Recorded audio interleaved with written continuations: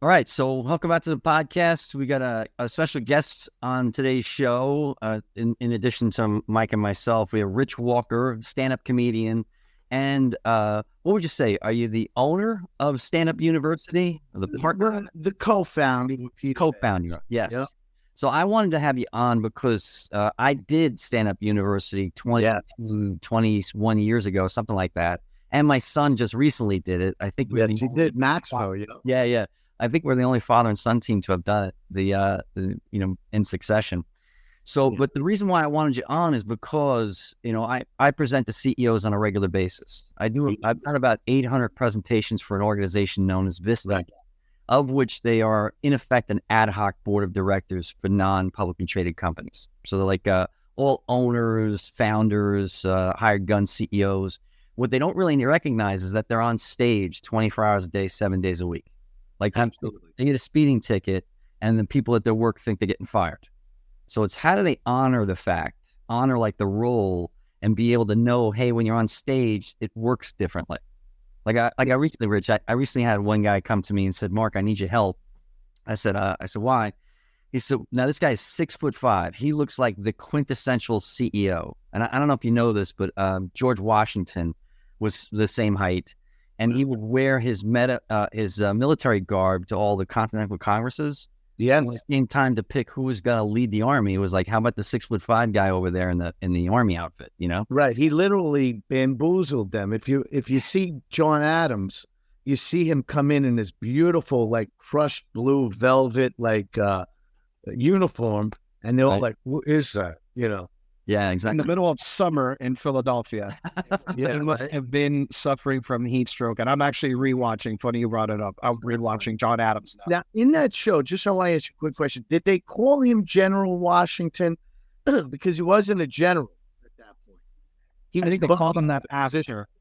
What? I think they called him that after John Adams nominates him and they appoint him, which was the selling point for Pennsylvania and I believe New York to finally join in the effort to fight the British, because before those two states held out. So actually pretty masterful on the part of Adams. Yeah. I think he was actually a lieutenant in the French and Indian War. Is that right? Yeah. So, well, the reason why I get where we're going. Yeah. Well, so the reason why I bring him up, the guy tells me he's suffering from paralyzing stage fright. And because his company went from about 100 employees to 200 employees, his ears were shutting down, what have you. So what I want to do is kind of mine your wisdom, because there's a couple of things that you taught me in that 21 years ago that I still remember to this day.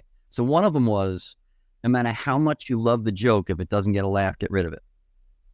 So there's a thing about self-editing and using the audience as a barometer. I believe, who was the comedian that was like really out there in the 60s? I think he was a heroin addict. He used to stand up in Lenny Bruce? Lenny Bruce, yeah. So Lenny Bruce once said the audience is a genius.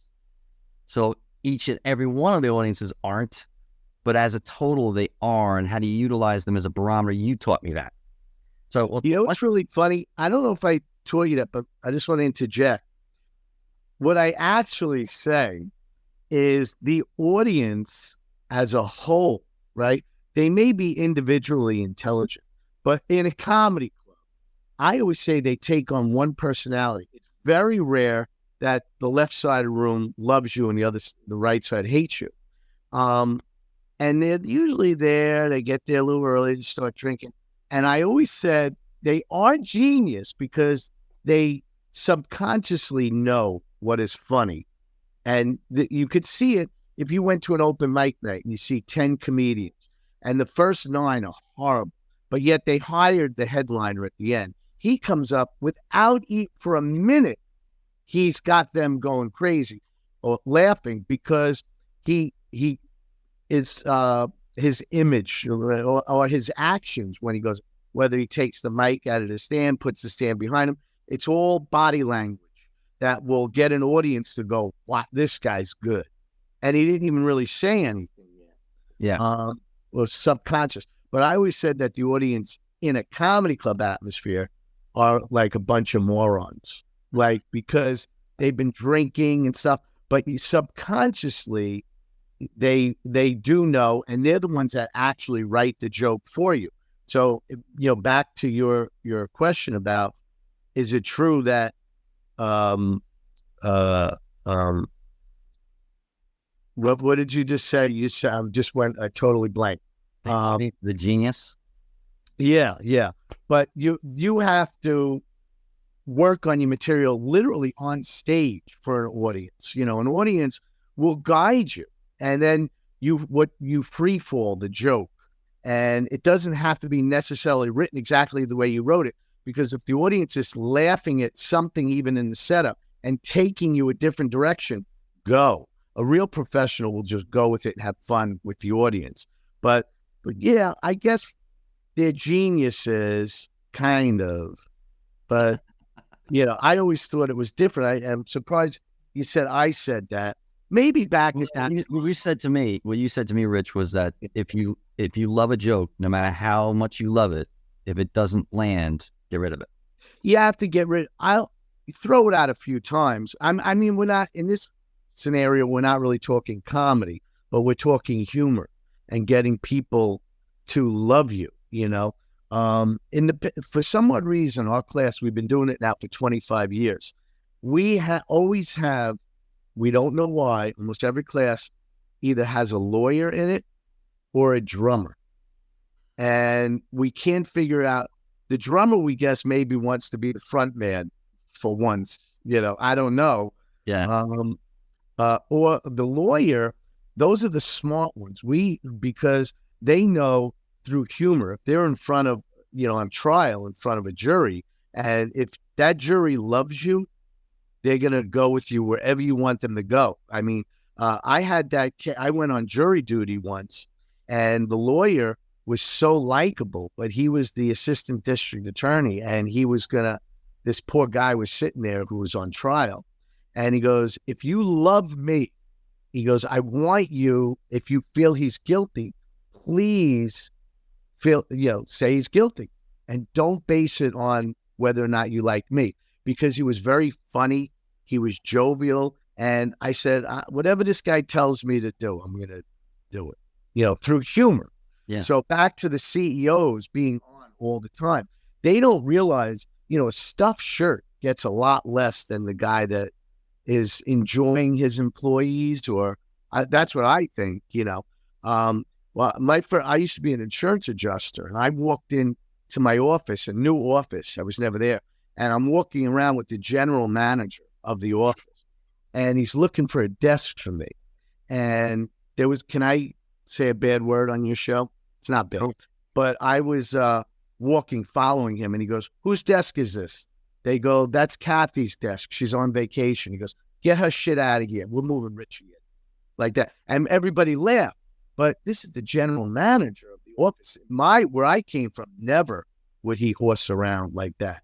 And I said, finally, I'm home in an environment, that's the fun. It's kind of fun, and which I think you get a lot more out of your employees, wouldn't you? If you're humorous. Yes. I think you're spot on with that. The, part of it is like, how do they know that you care about them as a leader? How do they know? And how do they know you're real, that they can relate to you? That you're treat them as a human being, all that stuff. You know what I mean? Yes. Mike, what do you think about it from a political standpoint? I'm taking notes because here's the funny thing: politicians are not normally humorous, and I'm not saying that they should be giving a stand-up routine. They're dealing with very serious business, but let's replace humorous with likable. They don't seem likable most of the time, and voters legitimately feel as if they're selecting between the lesser of two evils, even if they are registered with a political party. Most races are partisan. I'm in a nonpartisan race here. It may just be, the lesser of two evils, or somebody that I know because he's my neighbor. But in general, they don't come off as likable. And I'm always wondering, I've been wondering since Mark and I spoke about bringing you on, have you ever had a politician, elected official, somebody go to stand-up university give it a real shot, like actually try this instead of just maybe going for 1 hour and then leaving because it's just not their thing? Or Okay, good question. Out of the 1,200 probably plus graduates we've had in 25 years, I'm not sure we've had one politician. That's a problem. I'm into politics as well. I can't get away from the TV, but I always found even the anchors, if they're humorous, I kind of gravitate to them a lot more. Maybe not the politicians themselves, but like, I used to watch like Brian Williams, and before he quit or whatever, but he used to be really funny, and there was a lot of tongue-in-cheek things he would say. And I had heard from somebody that worked at NBC, off camera, he was hysterical. Like, that's what I heard.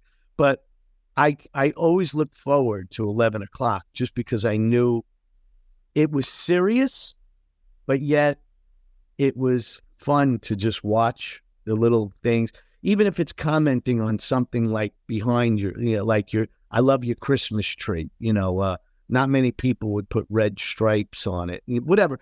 And then, so if a politician, I think, did that and was a little, don't take yourself too seriously. I mean, especially now after what we've been going through, it's so heavy. Politics are so heavy.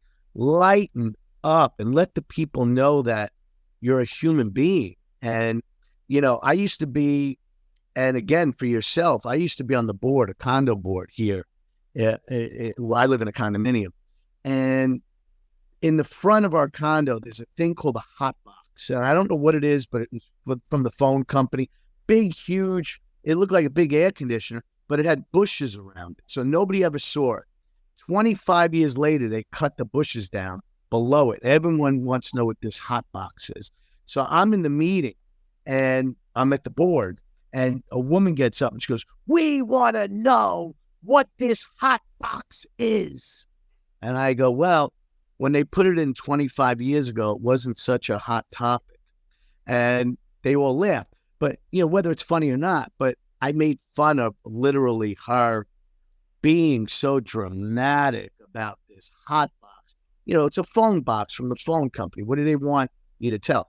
So if you could add a little levity in your speeches or whatever you do, or meetings and stuff, I get you're a shoo-in. Especially when I just finished up. I actually worked. You mentioned NBC. I actually worked for NBC now for 5 years, and I was their political analyst on local TV. And I tried to introduce that levity because we have two audiences, right? In South Florida, the vast majority of folks that are consuming news are Hispanic, and about 60% of them are consuming it in Spanish instead of in English.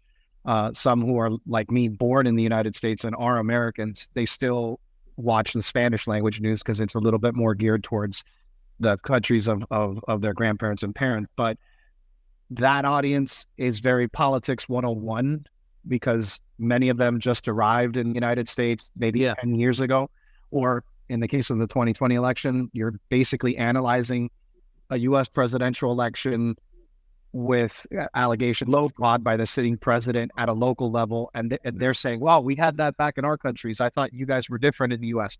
But on the English side with NBC6, I actually chuckled at a lot of it. And I explained, look, this is the process, but, this is why folks say there's never a dull moment in politics or in Washington. That does help because you usually see, and I mean this with no disrespect to some of the elected officials I've worked for or with, but they really do take themselves seriously, right? They sit in that chair, I represent this city. I would put my name on a ballot, and, and then it's almost as if, you're not speaking to, the local commissioner, you're speaking to Zeus or something. And it's just, I wonder if humor, if taking themselves less seriously, if trying to relate, kind of like George W. Bush famously, when they asked in focus groups between him and John Kerry, why would you vote for Bush over Kerry? And they would say, because he's the kind of guy that I see myself going to have a beer with, even though he didn't drink. Whether you like or not, he was likable. Likable. If I could bring up somebody in your state like DeSantis, I think, and again, I would say it whether I was Republican or not. He was not likable, and The problems. and he was so staunch and so businesslike that nobody believed him. It was just so. But if he was funny and likable, and you don't have to necessarily have a funny bone in you, but when you see the opportunity to have poke a little fun here and there, Obama used to do that, and he gained a likability from it. He's human. He's It wasn't stiff. Reagan was legendary for it. Reagan. Yes. Yeah, like if you watch YouTube, what happens is like his old speeches come up, and the dude was hilarious, right? So so let me talk a little bit about Stand-Up University, so our listeners can kind of understand it. What I thought was brilliant about it, from trying to make me a better public speaker, is it was like the heaviest weights I could possibly lift. Because frankly, I can't remember the third guy. It was you, Pete, and there was a third guy, Steve Lazarus, right? He's in Florida now. He moved down. He had a great line about like he said he had just gotten back from this how long ago it was, and I remember his jokes, right? So he was good. He said, I just got back from Vegas, just saw this awesome show. It's called Siegfried. That was yeah. I'm the great line. I'm like, I remember it 25 years later. You had a bunch of good ones too about stuff like stuff being on the front of your car, making fun of other people's cars, stuff like that. Oh, but yeah. the Christmas decorations. Mike, get a load of this. Every single week on a Monday night, I'd have to get up there. First of all, Pete never got my name right. He always called me Mike. And he was always mad at me, right? Because I said like sexist, horrible jokes, stuff like that. And I give it to him both barrels every night. And Pete would get so mad, he'd throw his clipboard in the air. So I felt like each week my goal was to get Pete to throw his clipboard in the air and one guy to laugh, because the rest of you wouldn't laugh. It was like doing a stand-up routine in front of wooden Indians. Indians just don't laugh, and it's the roughest audience you've ever participated in. But it makes you a better public speaker. Well, also we're analyzing. Totally. Somebody once said to me, you're at 700 miles an hour, because I've just been doing it so long, and I'm already hearing the joke. And he goes, and I'm at 70 miles an hour. You're going way too, but again, you're going all these directions. Where could the joke go? Which would be funnier. We don't know. Yeah. There was even things like I had some really clever stuff around UFO aliens and stuff, and you just said it's too clever. Don't bring that up. It was about like kind of chipping away at the stone to see what's revealed behind it. And it was great about how you were able to teach me how to structure a joke, from what a story might be. So he used to do this thing where he'd say, "What do you hate?" And you had to outline everything that you hated, and he turned them into jokes right in front of you, and then kind of taught you how to do it. Yeah, right. What annoys you? When you took the class, we probably said, go home, come back with 5 things that annoy you or bother you or you hate, and 5 things you love. We found that the loves, nobody cared about. I love my dog, I love my wife, I love my kid. So what? We want to hear what really annoys you, because what annoys you annoys me, And I always talk about it could be anything. I could be driving in a parking lot looking for a spot, and a guy has to walk diagonal in front of my car. I'm like, come on, move over. I gotta go. But all these little things, catch yourself. But I love this conversation about being humorous, because I think it's in everything we do. I mean, whether it's going to the register and you want to have a little fun, with the girl behind the register, be funny. How is her day going? She's been there for 7 hours scanning, vegetables. I mean, have fun. And I think that people see that, they'll have a lot more fun, especially from a politician with a sense of humor. Yeah. There's even there's a speaker in our system. So there's something like 2,300 speakers in the system. Yeah. And about 300 have done more than 200 presentations. This guy has won Speaker of the Year 4 times. No one else has even won it twice. Wow. He's the king. The rest of us are kind of players in the court, right? Yeah. There's Mike Rolasto. You get this great presentation called You on Your Best Day. And what he talks about is how if you talk to someone behind a counter and then remember their name and use their name, it humanizes them. Like this whole like meme going on the internet called NPCs, non-player characters, and there are even certain cultures that are more non-player character oriented. How do you cut through that so the person knows you care? I think that's so important, you know. And but the whole idea though, Mike, of when I was on stage, like a friend of mine just called me up just recently. He's learning how to speak. We're actually supposed to have him on a couple of weeks ago, tell about some of the wacky things he's done, and he chickened out. So it's like he's trying to overcome his fear of the stage, right? And he said he watched a couple of my videos. He's like, "You're a beast." I'm like, "I'm a beast because I've done 1,000 of them." Right. I saw Jimmy Carr the other day on, I think it was Joe Rogan, and he said, "Look, I'm better than most." Jimmy Carter, Jimmy Carr, the British comedian. Yeah. So he said that the only reason why I'm better at writing jokes than the normal person is because I've written 1,000 bad jokes compared to them. Right. Like it's almost like you have to do it. You need reps. Like if it was the NFL, you need reps on there, reps on stage, reps. But the deal is, if you're willing to practice in a hard environment like stand-up university, that was the killer.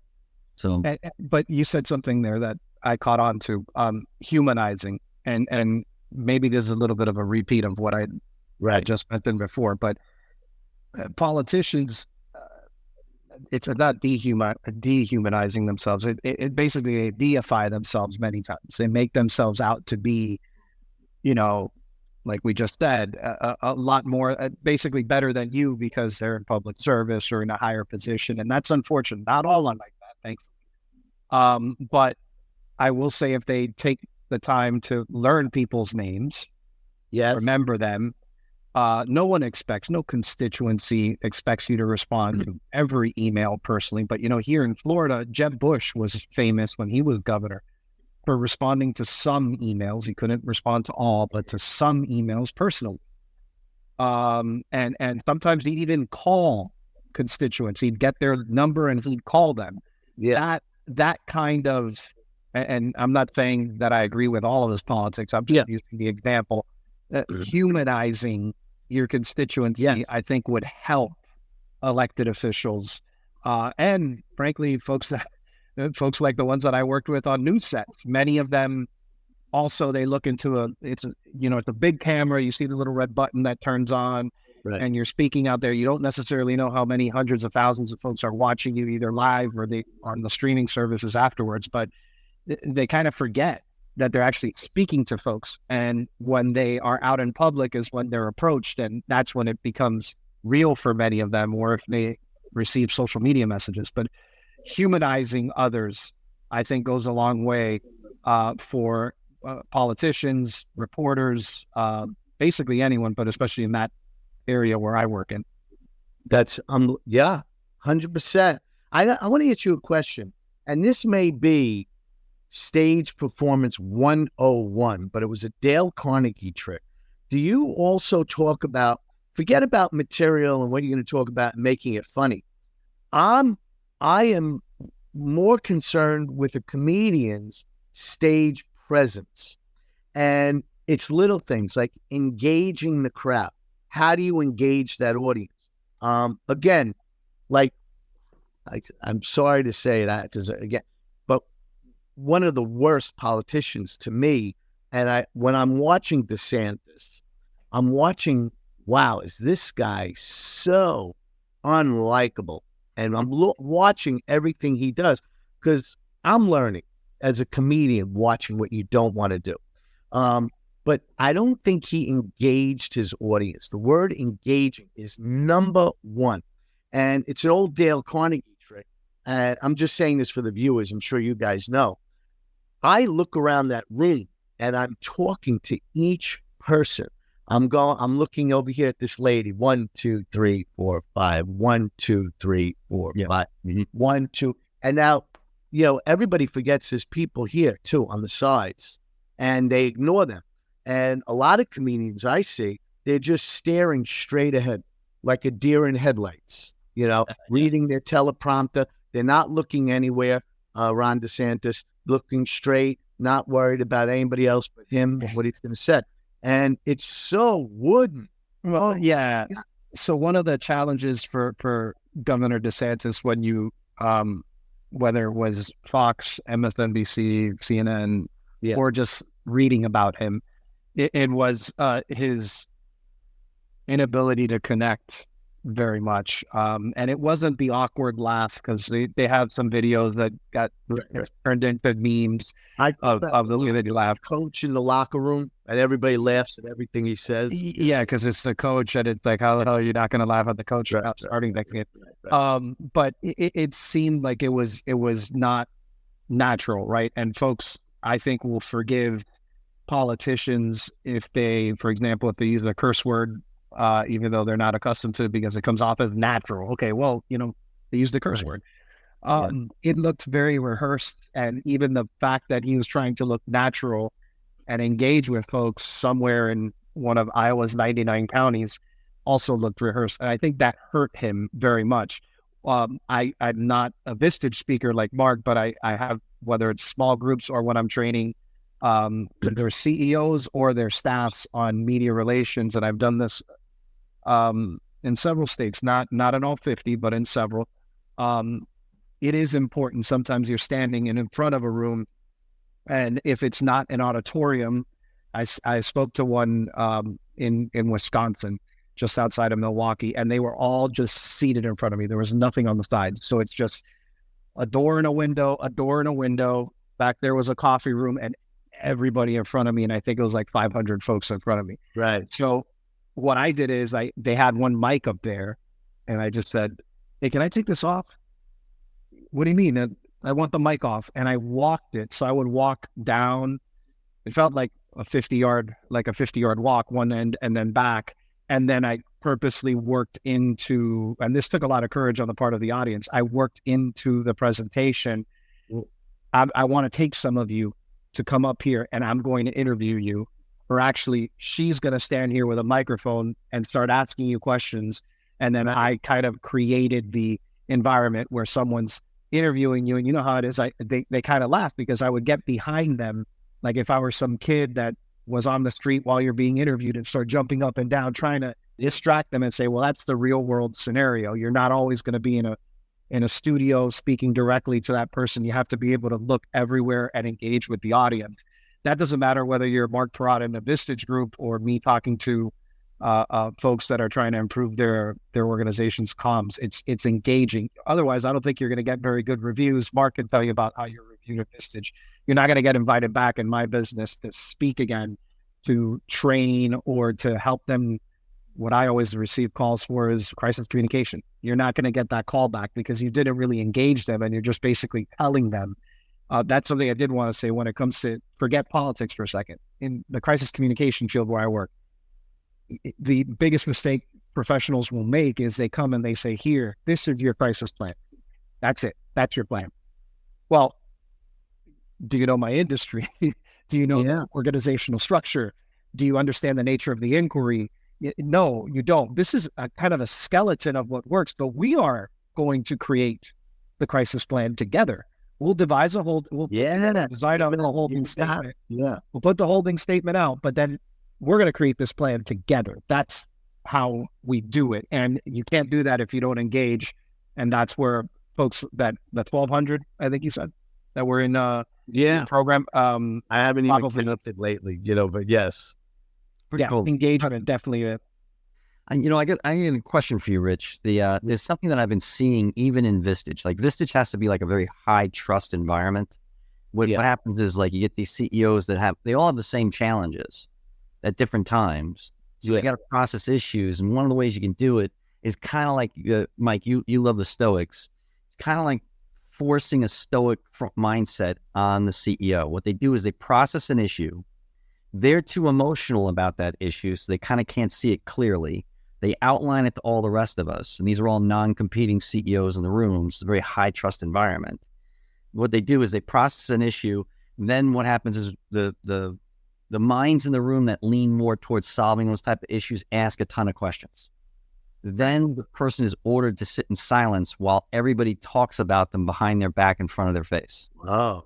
And then when it's very, very geek stuff, it's super cool. Like the first time you do it, it's a little like doing stand-up the first time. It is like sitting on a hot seat. Yes. Second, then it becomes really addictive because now it's like, we saved one CEO, we saved him $500,000 in 20 minutes. So it was like, that's, maybe 5 people's jobs, So the work that's done there is noble and necessary. However, there is something going on with diversity, equity, and inclusion. When a movement becomes the dominant force in society, it can go too far. And what I'm noticing is that male arrogance has significantly been on the decline for the last 15 years. 15 years ago, I would have one guy a month yell at me. Like, it's not like that. That has gone the way of the dodo, thankfully. Wow. Female arrogance is at an all-time high. I get women saying, like, I asked the question, like, what's the country that's had the greatest advancements in female empowerment in the last decade? And a woman screamed at me, it's not the United States. I'm like, that's like a death knell to what's going on. Yeah. And I think comedians are the canary in the coal mine for horseshit in society. I think that's almost the role you play, is how to bring that out into the light. And sunlight's the best disinfectant. You know what I mean? Like what Chris Rock said about Will Smith. Perfect example. So and to me, comedy is so important that I think we need it, just like a smoke detector in your house, like a carbon monoxide detector. It's a way that we can cut through the white noise of horseshit and get to truth. And I see this. I love that. I see it in Boston. It's one of the worst cities to speak in. When I'm booked to speak there, I make the chairs convince me I should come, and I'm not walking into a firing squad. Can't speak in Seattle, can't speak in Portland, can't speak in San Francisco anymore, despite the fact I'm a liberal. Like, I don't care who you sleep with or what you smoke, but I'm fiscally conservative, so I'm kind of like an odd person without a party. Listen, I may say something controversial. It may be that they know you're a freaking Jets fan, and nobody likes the Jets outside of New York. But besides that, the question I have, though, Mark, this is for you. So why Boston? I know Portland. We've discussed that. I don't know. It's Boston first, Philadelphia second, then Seattle, Portland, and San Francisco. Does it have to do with levels of education? I ask because Boston, Boston is known. It could also be they got a chip on their shoulder and they don't like New Yorkers. I don't know. That could be true. Places that you think are going to be horrible to speak in are wonderful to speak in. Miami? Yeah, wonderful. So the whole South is just a delight. So the whole Midwest, Canada is a breeze. Canada is weird. It's like, takes me like a week to get used to that level nice, Growing up in New York City in the 70s, you're Canadian nice, something bad's about to go down. Right? It weirds me out every time I go there. But the question I got for you, Rich, is, are you seeing it in your audiences too? Because I think what's going on, this is what I think it is. You tell me if it sounds right. Yeah. People that don't deserve platforms have platforms. So they think their opinion matters now because Yelp tells them so, because Yelp monetizes their opinion. Like, I'm the 7th of 7, Rich. I know my opinion means nothing. Like, I barely got my parents' attention. Like, I was complete afterthought the whole time. So was like, did they call you by your name or number 7? Which no, they call me everybody else's name until they got to mine. Yeah. What happened was like, you had to be in an ambulance to get my parents' attention, right? Because they were just like whack-a-mole for crises, Yeah. So, but the deal is that these next generations have kind of been overparented, and then you don't have to speak to the least. We used to speak to the most reasonable person in the room. We're now increasingly being asked to speak to the least reasonable person in the room, and they tend to be humorless. And that to me is really dangerous. Yeah, that's a good question. I feel that every audience takes on their own personality, and you never, with stand-up comedy, not, political views. Once you start bringing up like politics in an act, if you say anything, they're going to be hooting and hollering. I'll hire a comic. Let's say I have a gig and his act has a lot of right wing in it, Trump stuff or whatever. And they'll go, "What? I didn't say anything wrong. All I did is say I voted for him." I said, "Here's what I don't care about." I said, "I don't care, and I don't want to use him. Because once you mention, the room starts hooting and hollering out there." I said, "I don't care what you believe in, what you want to do. I don't want to know at the end of that show what anybody in that audience is what their beliefs are. Because for stand-up comedy, not in your case, well, maybe not. Like I've already data mined you from the past to try and make me be a better speaker. So please continue. Yeah, no, but so I actually, another big thing is not engaging also means adapting to that audience, and how do you read an audience? You should be able to read an audience in the first few lines of your speech or whatever you're saying, and you'll know whether or not they like you right away. And again, it comes from going up with a nice smile, saying hello to somebody sitting right there. I hate to bring up his name, but Trump, I think the reason why so many people love him, he's looking down and he's talking to them and he's like, right, she knows what I'm talking about. Like, it's just that. And that woman in the audience is like, he hears me, whether you believe him or not, or, it's just nonsense. But it's amazing how you could sway an audience just by looking at somebody and acknowledge. I got to jump in there. That's right on the money. Okay. And one of the points that why, besides Secretary Clinton lost because she was unlikable in 2016 was because I think everybody made her unlikable, though. That too. And they kept saying she's this witch. I've never seen it. And when what? Yeah, I agree with you. But I mean, when you're told enough times she's a witch, a bitch, whatever, I think people start to believe it because they didn't like a strong woman back then. Now things are turning, like you said, women are getting to be more arrogant or whatever. It's because I think they've had enough. And I certainly hope that shows in the next election. In other words, it may be a little bit of an overcorrection, but at the end of the day, it's also a good thing because, Secretary Clinton, I voted for her. I'm certainly with her, but I do think at a broader level outside of Florida, in the 3 states that swung from Democrat to Republican in 2016, Michigan, Pennsylvania, and Wisconsin, they decided the race for Trump. That's what happened. But it was basically about 70,000 voters in the 3 states combined that when they focus grouped them, in other words, post either leading up to the election or post-election, why did you vote for Trump? You're a registered Democrat, or maybe you're a Republican or independent that just hadn't voted Republican in an election in a long time. Well, because it sounded like he spoke to me and he understood me. And Trump's entire, besides his ability to speak in an audience, again, whether you believe what he's saying is bullshit or not, which I tend to believe it is, but ultimately when you're there, he touched people that thought these politicians don't see me very much. And this is a little controversial. I've said it before, very much like Obama did in 2008, where he basically said, the Democratic Party has moved into this elitist position. I'm here for you all. That's why I said hope, change, and yes, we can. Trump did it in a different version, a completely different version, but with the same target audience in those 3 states. Washington has forgotten you. And he used a brilliant line in his convention speech where he said, her Secretary Clinton's line is, I'm with her. Well, I'm with you. You could be with her, but I'm actually with you. And that was brilliant, even though much of his campaign was disastrous.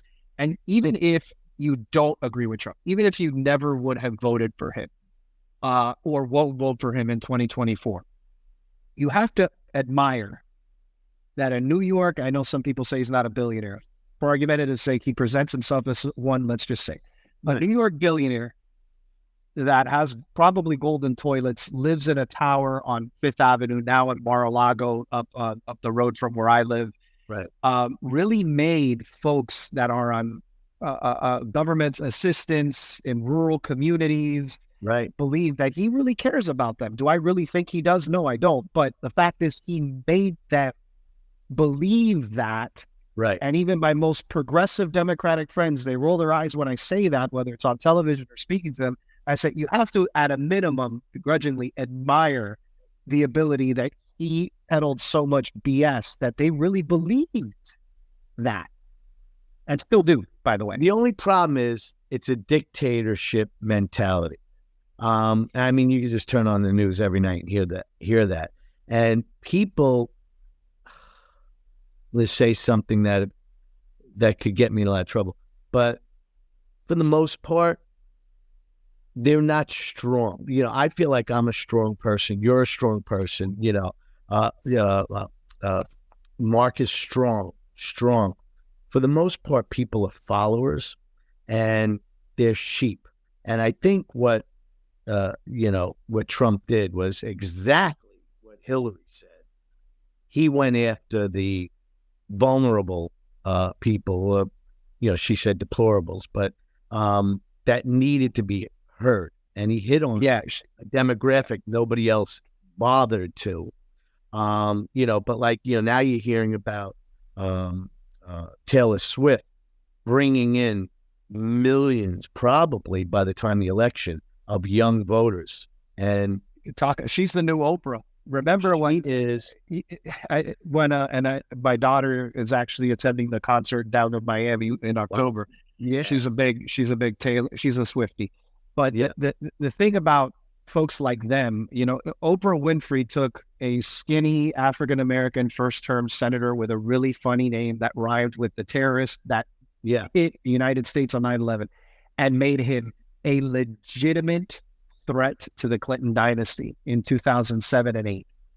She endorses him in a major setting in Iowa, and that's it. Just the amount of folks that came out to participate in a caucus was unheard of in the modern era.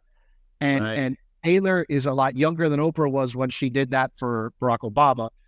I'm not saying that's the case with President Biden, but she has the ability to be, whether she supports Democrats or Republicans, the fact is she has the ability to encourage millions of young people that are going to be turning 18 years old and are eligible to register to vote to actually get involved. It doesn't necessarily have to be I support X candidate. It's just get involved. Register to vote, because the democracy, and I got to say, I'm not as doom and gloom when it comes to democracy as others are, in the sense that Biden had 81 million votes, Trump had 74 million votes. That's a lot of Americans that came out to vote, and voting becomes a lot easier now with mail-in balloting. Florida's headed in the direction of we're not going to necessarily even have an election day because everyone voted. Not yet, but in the coming cycles. But she has, in my opinion, Taylor Swift has that ability to say, I don't care who you vote for, or maybe she does tell you who to vote for, but ultimately she doesn't get involved. Yeah. But think about, to bring it back to likability, whether you're one of these guys or I hate her, really go take a look at her body of work and look at how she went up against did you see the Netflix special on her? How she went up against Saturday night, as a matter of fact. She went up against these record companies and said, no, I'm in control of my life, my music, my fans. And I mean, that was unheard of for a woman, and now look at her. So I think she's going to do some great things. I'm hoping, see where the future goes. But likability, again, being a human, She's also on a special your daughter would love. Do you ever hear of NPR? Mm-hmm. Yeah, on NPR on YouTube. It's like it looks like a little bookstore, and they have all these famous people on doing like little concerts in this little store. But she was one of them. I mean, big, billionaire Taylor Swift went on this, just to show she's a human, So well, that's critical, I think, but also, she went through it. Speaking of that, she went through an adjustment period where it was, do I come out and really show the world who I am, or do I continue to stay safe, play it safe here in this box that my managers, that my PR team who I'm supposed to be? Or do I tell them, listen, man, this is who I am, you know? And I think going back to the humor, I think also has a component, you tell me if I'm wrong, you're the expert, but of authenticity. I think if you're authentically normal and funny and batshit crazy sometimes, because we all are, especially me raising 2 young kids right now, there are times that I feel like I should, like, I need to take a break. I need to go for a walk with everything that's going on. But it's authenticity, I think, leads to being able to laugh on ourselves, able to laugh at others. If I could interject on 2 things. Yeah.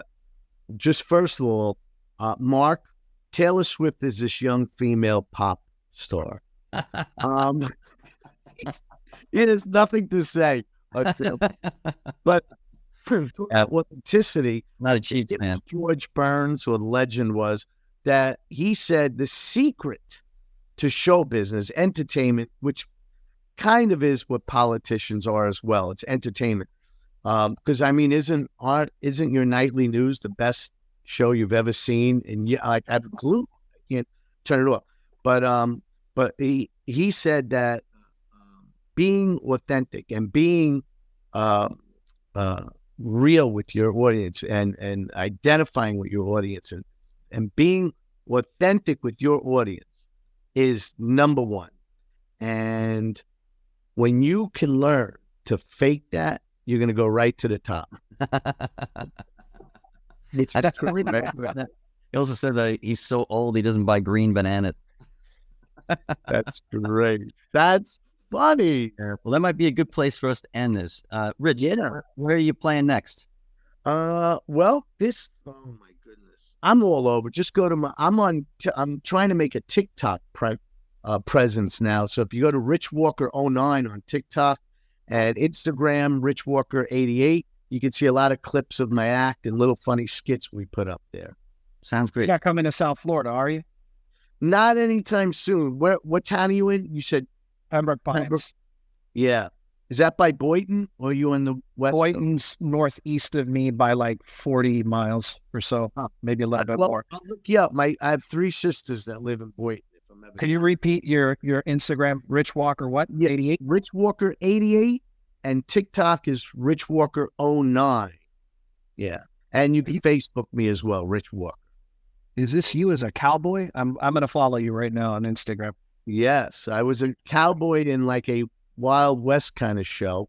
Yeah, Ranger Rich and Montana Monty. Oh, wow. You're looking at that picture. Yeah.